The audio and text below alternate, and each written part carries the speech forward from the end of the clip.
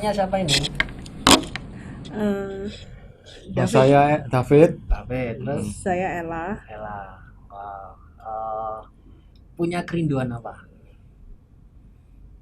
Eh, Kerinduan ya pengen gereja YAS semakin berkembang, semakin bertumbuh, banyak jiwa-jiwa dimenangkan melalui YAS. YAS. Oke, luar biasa. Berarti sudah ada di gereja YAS ini berapa lama?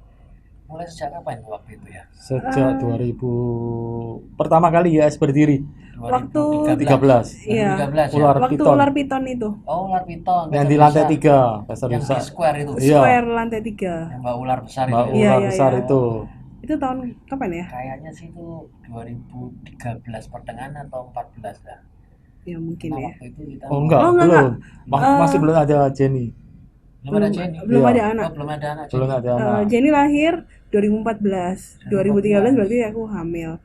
Iya, Oke, berarti 2013 atau 2014. 2012 mungkin ya. 2012. 2012. Ya, kayaknya. Nah, 2012 sampai 2021 ya dia. 9 tahun ya. 9 tahun loh. Ini nggak berasa ya. Iya. Apa yang paling dilihat di gereja YAS yang paling menonjol itu?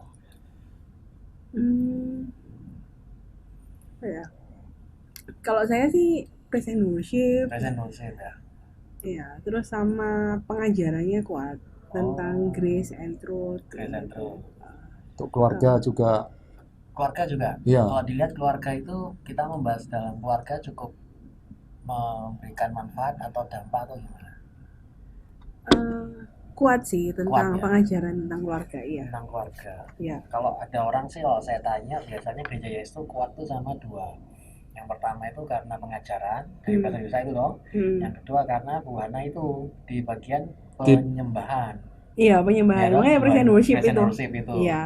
Nah, pengen sih kalau misalnya yang ketiga ini adalah tentang penggembalaan. Iya. Sehingga kalau misalnya tiga ini menjadi nilai utama, maka pertumbuhan dalam gereja itu kan semakin luar biasa. Iya. Ya. Nah, kok kemarin kita itu tiba-tiba ada kerinduan ya dari Ella sama David bahwa penggembalaan supaya mereka ini dapat difasilitasi dengan maksimal. Iya, benar sih. Benar ya? Iya. Coba Jadi kiranya ada gimana?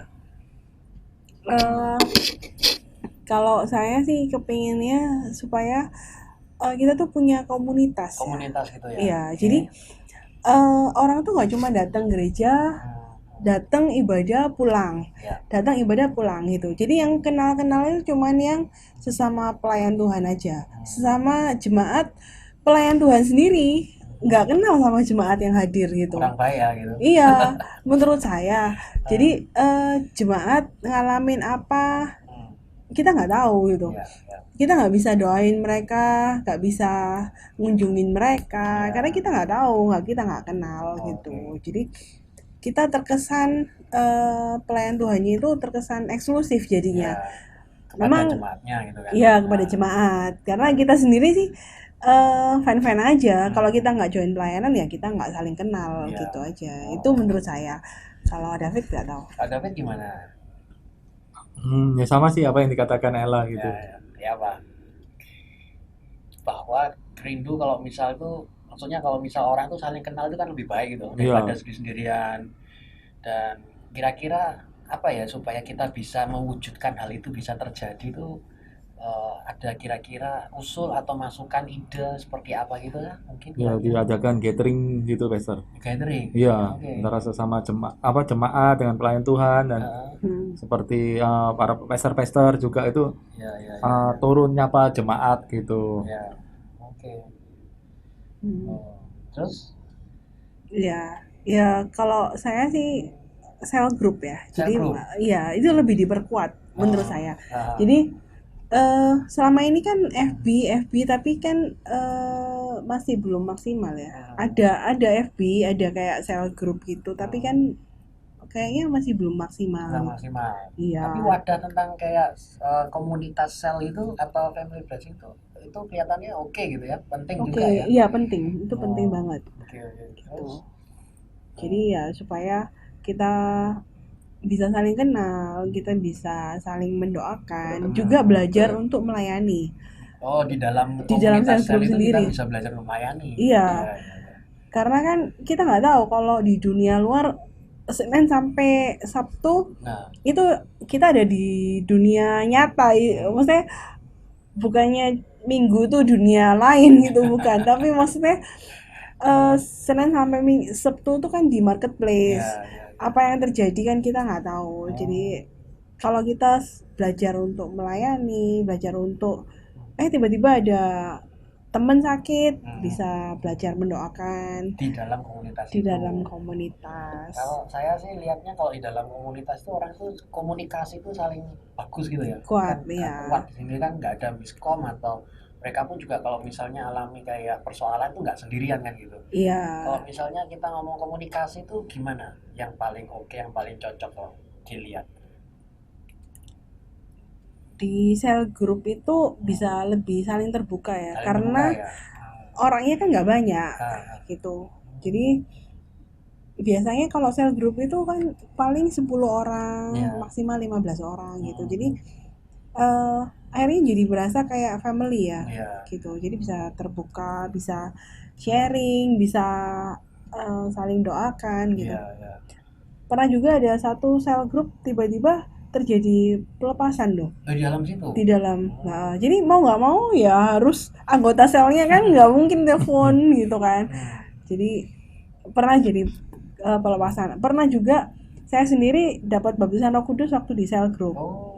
Waktu kita praise and worship, tiba-tiba saya dapat baptisan Roh Kudus. Di dalam komunitas sel itu ya, kayak family blessing itu. Jadi bukan kayak di ibadah pada umumnya, tapi di dalam komunitas itu. Berkali-kali didoakan waktu di ibadah, tapi nggak dapat. Tapi justru waktu di sel group itu saya dapat baptisan Roh Kudus. Gitu.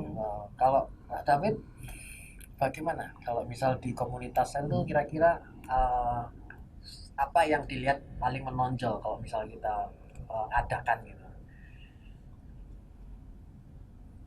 Maksudnya kalau misal di dalam komunitas itu nilai apa yang paling dilihat paling bermanfaat? Maksudnya kalau misalnya perlu nggak sih kalau kita ikut komunitas sel gitu? Perlu kan, buat kan misalkan nih kok ada satu anggota sel group itu yang mengalami masalah apa kan, kita bisa curhat gitu, dan di lingkup keluarga ini dan skip di sini aja, jangan sampai bocor keluar gitu kan. Namanya kan keluarga kan, masa mau jelekkan anggota keluarganya, oh ini sih ini gini-gini kan nggak mungkin. Nah habis itu kita skip, terus kita doain, kenapa ditanyain masalahnya apa gitu. Akhirnya setelah gitu kita doain sama-sama, kita bertumbuh sama-sama tuh. Jadi kan saling ngisi, misalkan pastor ada apa, oh saya ada importasi ini gitu, terus digabungkan gitu, terus terbentuklah, oh ya udah kalau gitu tit ini ya gitu nanti. Siap. Terus ada juga kalau di sel group itu kita bisa adain acara yang happy bareng gitu. Jadi kayak family gitu kan. Jadi liburan, pergi bareng gitu. Ya, terus acara masak-masak bareng atau barbekyuan bareng, terus jalan-jalan bareng, olahraga bareng pagi-pagi, sepedaan gitu. Itu kan dulu kan sering gitu waktu. Terus waktu kita di Jakarta juga kan sempat ayo sepedaan bareng gitu. Aku nggak ada sepeda, pakai sepedaku, sepeda anakku gitu. Jadi akhirnya sepedaan bareng gitu, foto-foto. Jadi akhirnya ya kayak family, kekeluargaan. Iya, kerasa kayak itu second family memang sel group itu gitu. Nah kalau misalnya kayak komunitas sel itu kan untuk kita nih, nah katanya kalau misalnya perlu juga untuk segmented, dalam arti anak itu juga harus buatkan kayak komunitasnya juga begitu ya. Iya. Kayak FB untuk kids, atau kan kita ada YS Kids itu. Nah itu kan kalau dikumpulkan satu, kita Zoom bersama, itu kan rasanya keren juga. Iya sih. Karena kan pembicaraan orang tua dan anak-anak kan beda. Iya. Remaja sama profesional muda juga beda. Pembicaraan mereka, terus jadi masalah mereka. Itu kan mungkin kalau remaja lagi cinta-cinta monyet gitu kan, lagi sir-siran gitu. Kalau itu sudah masalah profesional muda, masalah kerjaan gitu, yang mau urusan persiapan merit gitu. Ada yang mungkin anak baru 1 yang umur masih berapa tahun, 2-3 tahun gitu. Ya. Beda masalahnya sama anak yang sudah mau married, udah mau punya mantu, Ya, urusan mertua dan menantu udah beda lagi gitu Ya. kan urusannya. Jadi pembicaraan dan topik-topiknya, kesukaan udah beda Udah gitu. beda. Jadi Kalau kita harus untuk lansia, memfasilitasi sendiri ya. iya, lansia sama kita-kita yang usia 40-an itu udah beda kesukaannya ya kan, udah gak suka gitu-gitu. Maksudnya sukanya mereka mungkin ya nggak tahu ya kalau lansia Hobinya Iya. sendiri-sendiri ya. punya hobi sendiri-sendiri Wah. gitu.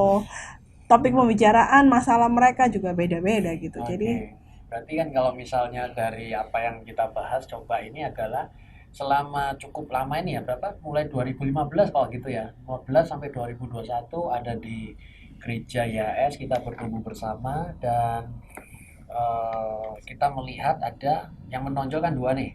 Satu di pengajaran, satu di bagian Present worship. present worship-nya toh. ya, Nah, kita melihat nih bahwa yang ketiga adalah tentang penggembalaan. Nah, penggembalaan ini kan kita butuh supaya bersama-sama untuk menggembalakan mereka. Itu kan ada kayak binatang itu tuh.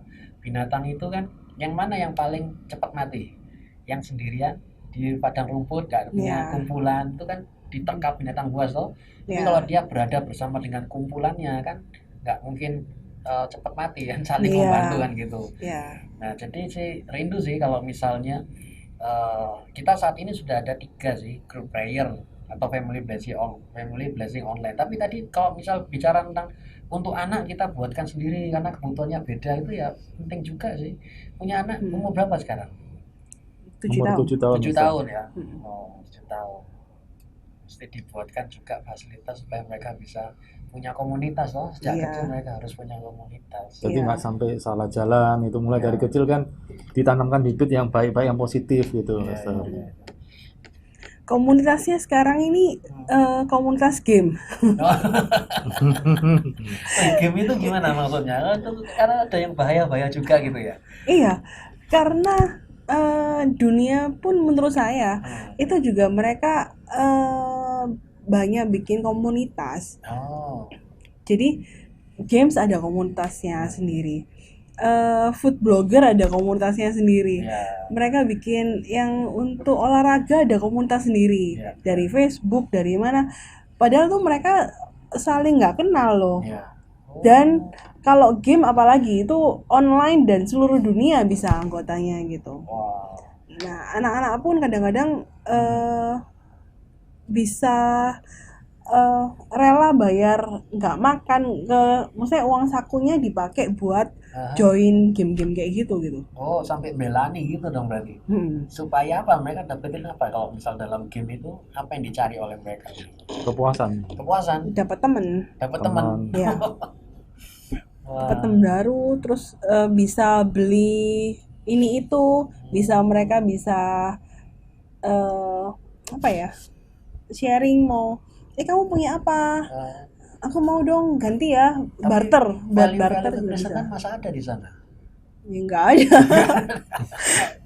Yang kayak yang olahraga juga kan, Ya, yang food blogger kan ya nggak ada value kekristenan. Mereka Oh, dari berbagai segmen, dari berbagai agama, berbagai Ya, macam ya. apa aja mereka join aja gitu.